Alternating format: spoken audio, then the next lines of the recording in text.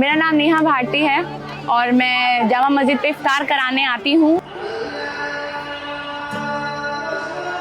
मुझे लगता है कि सारे फेस्टिवल सबके हैं, तो इसलिए हम यहाँ पर इफ्तार कराने आते हैं और हम यहाँ पर इफ्तारी बांटने आते हैं। तो बहुत से हिंदू लोग हैं जो हमें डोनेट करते हैं यहाँ पे इफ्तारी बांटने के लिए। पिछले 3 साल से रमजान के महीने में जामा मस्जिद पर इफ्तारी करा रही दिल्ली की रहने वाली नेहा भारती का मानना है कि सारे त्योहार सबके हैं और हमें हर त्योहार को मिलजुल कर मनाना चाहिए। दिल्ली यूनिवर्सिटी से पढ़ाई करने के बाद नेहा अपना खुद का एनजीओ भी चलाती हैं, जिसका नाम राह है। रमजान के महीने में वो अपने दोस्तों के साथ हर दिन जामा मस्जिद के गेट नंबर 3 के पास लोगों को इफ्तारी करा रही हैं। ब्रूट ने उनसे बात की और जानने समझने की कोशिश की कि वो ये काम क्यों कर रही हैं और वो क्या चीज है जो उन्हें इसके लिए मोटिवेट करती है। देखिए, इफ्तारी की अगर मैं बात करूँ तो 3 साल मुझे लगातार हो गए, तीसरा साल है ये मेरा। और ये चीज़ मेरे दिल में दिमाग में इसलिए आई क्योंकि जब देखा सोशल मीडिया पे हम देखते थे या न्यूज़ में हम देखते थे, काफ़ी सारी चीज़ें हमें दिखती थी जो ख़राब होती भी दिखती थी, जो हमें लगता था कि नहीं, इसको ठीक करने की ज़रूरत है। हम अकेले नहीं कर सकते, बट हाँ, अकेले भी कुछ कर सकते हैं, ये बात है। तो इसलिए मैं घर से बाहर निकली। मेरे पेरेंट्स ने बोला कि बाहर निकलो, कुछ करो, और हो सकता है कि ज़रा सी मोहब्बत की अगर तुम सीढ़ी पे पैर रखोगे तो क्या पता और भी लोग तुम्हारे पीछे आए, तो करो। तो तभी हमने स्टार्ट कर दिया। फिर उसके बाद काफ़ी लोगों का सहयोग मिला और आज मेरे को बताते हुए बहुत खुशी होती है इस बात को कि हम यहाँ पर इफ्तारी बांटने आते हैं तो बहुत से हिंदू लोग हैं जो हमें डोनेट करते हैं यहाँ पे इफ्तारी बांटने के लिए। बहुत से हिंदू लोगों का भी सहयोग है, ऐसा नहीं है कि सिर्फ मुस्लिम ही कर रहे हैं, क्योंकि रमज़ान है, हिंदू लोग भी बहुत कर रहे हैं, बढ़ चढ़ कर साथ दे रहे हैं। देखिए, पहली बार जब मैंने स्टार्टिंग की इसके तो हमने खुद से किया। मेरे पेरेंट्स से मैंने काफ़ी पैसे लिए, फिर उसके बाद मेरे दोस्तों से मिलकर, जितने भी मेरे दोस्त हैं, हमने थोड़े थोड़े पैसे मिला के, मैं मिडिल क्लास फैमिली से हूँ, हमने स्टार्ट किया।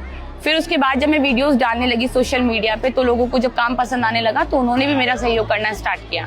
उन्होंने मुझसे पूछा कि हम भी आपको डोनेट करना चाहते हैं। इनफैक्ट मैंने खुद नहीं बोला था कि आप मुझे डोनेट करिए, लोगों ने पहले से ही खुद कदम रखे कि आप स्कैनर भेजिए या फिर आप बताइए कैसे डोनेट कर सकते हैं हम। तो उन्होंने फिर बोलना स्टार्ट किया। फिर इसी तरीके से हल्के हल्के बाहर से डोनेशंस आने लगी। काफ़ी लोग जैसे रुआवजे की बॉटल्स होती हैं वो भेजने लगे, जो राशन का सामान होता है वो हमें भेजने लगे। उसी तरीके से फिर हम यहाँ पर इफ्तारी कराने लगे। देखिए, जामा मस्जिद मैंने इसलिए चुना, पहली बात तो मेरे घर के बहुत पास था, और दूसरी चीज़ ये मेरे पापा मम्मी का आइडिया था कि आप जामा मस्जिद पे बांटो, और इधर उधर क्योंकि भीड़ भड़का ये सब चीज़ें होने से बेहतर है कि जहाँ चीज़ें जो तुम्हारे घर के पास है वहीं पर जाकर आराम से बांट दो, और एक जगह ऐसी हो जहाँ पर तुम रोज बांट सको। तो हमने इसलिए जामा मस्जिद को चुना। और डे 1 का एक्सपीरियंस ऐसा था कि लोग आके पूछ रहे थे मुझसे कि आप मुसलमान हो, आप मुसलमान हो, क्योंकि मैं शुरू से बिंदी लगाती हूँ, तो मुस्लिम हैं आप। तो जब मैंने उनको बताया कि नहीं, मैं हिंदू हूँ, मैं मुसलमान नहीं हूँ, मैं नॉन मुस्लिम हूँ, तो वो बड़े शॉक्ड थे मुझे सब देखकर। पहला दिन मेरे लिए बहुत शॉकिंग भी रहा सबके लिए, और मेरे लिए एक एक्सपीरियंस रहा कि लोगों को एकदम ऐसा लगा कि मतलब ये लड़की कर रही हो, खासकर लड़की आकर जामा मस्जिद में अगर इस तरह से डोनेट करे कुछ भी, तो लोगों के लिए बहुत शॉकिंग था और अच्छा भी एक्सपीरियंस था वो मेरा।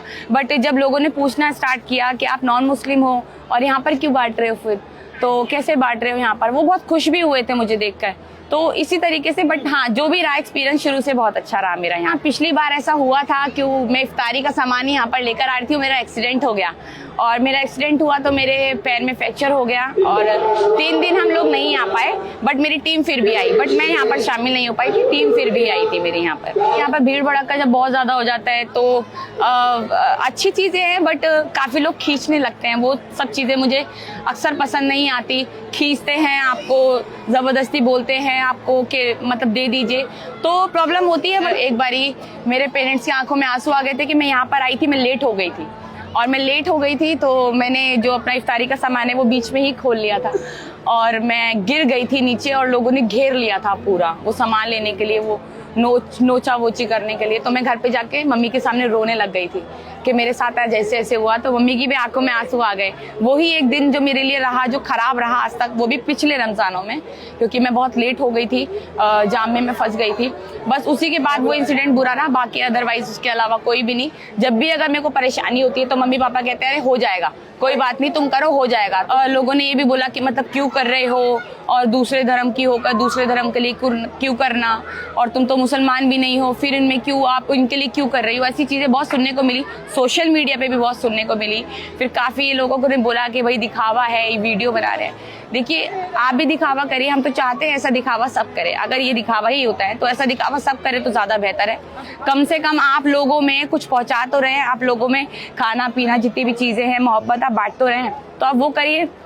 तो फिर बट उससे कोई फर्क नहीं पड़ता। और मुझे लगता है कि फैमिली का सपोर्ट है आपके पास तो सब कुछ है। और फिर मुझे उसके बाद मुझे सुनना बंद हो गया कि जो बोलना है बोलते रहना, चाहे वो हिंदू हो, मुस्लिम हो, अदर कास्ट कोई भी हो। मैं यही कहूंगी कि देखिए नफरतों से कभी ना कुछ जीता गया है ना कभी जीता जाएगा। मोहब्बतें ही जो है वो हर चीज जीत सकती है, नफरतें हमेशा हारती हैं। और इस बारी भी हमें नफरतों को हराना है, चाहे वो किसी भी तरीके से हो, किसी भी तरफ से हो, चाहे कैसे भी हो। आप नफरतों को चाहे अपने घर में हो, आप हर तरीके से नफरत को भुलाइए, हर तरीके से नफरत को भूल जाइए।